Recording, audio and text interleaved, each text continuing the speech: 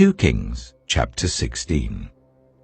In the 17th year of Pekah, son of Remaliah, Ahaz, son of Jotham, king of Judah, began to reign. Ahaz was 20 years old when he became king, and he reigned in Jerusalem for 16 years. Unlike David his father, he did not do what was right in the eyes of the Lord his God. He followed the ways of the kings of Israel, and even sacrificed his son in the fire, engaging in the detestable practices of the nations the Lord had driven out before the Israelites. He offered sacrifices and burned incense at the high places, on the hilltops, and under every spreading tree.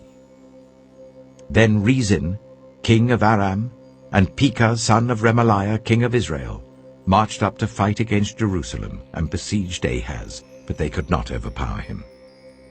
At that time, Rezin, king of Aram, recovered Elath for Aram by driving out the people of Judah. Edomites then moved into Elath and have lived there to this day. Ahaz sent messengers to say to Tiglath-Pileser, king of Assyria, "I am your servant and vassal. Come up and save me out of the hand of the king of Aram and of the king of Israel who are attacking me." And Ahaz took the silver and gold found in the temple of the Lord and in the treasuries of the royal palace, and sent it as a gift to the king of Assyria. The king of Assyria complied by attacking Damascus and capturing it. He deported its inhabitants to Kir and put Rezin to death. Then King Ahaz went to Damascus to meet Tiglath-Pileser, king of Assyria.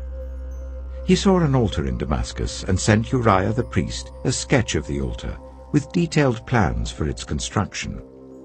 So Uriah the priest built an altar in accordance with all the plans that King Ahaz had sent from Damascus, and finished it before King Ahaz returned. When the king came back from Damascus and saw the altar, he approached it and presented offerings on it. He offered up his burnt offering and grain offering, poured out his drink offering, and splashed the blood of his fellowship offerings against the altar.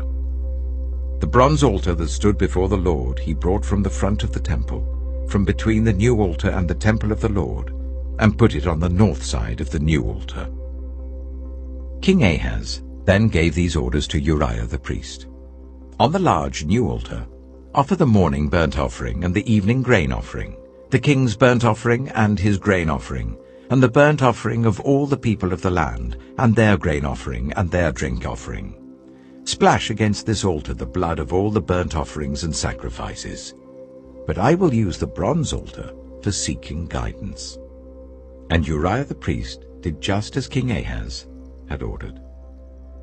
King Ahaz cut off the side panels and removed the basins from the movable stands. He removed the sea from the bronze bowls that supported it and set it on a stone base. He took away the Sabbath canopy that had been built at the temple and removed the royal entrance outside the temple of the Lord in deference to the king of Assyria. As for the other events of the reign of Ahaz and what he did, are they not written in the book of the annals of the kings of Judah? Ahaz rested with his ancestors and was buried with them in the city of David, and Hezekiah his son succeeded him as king.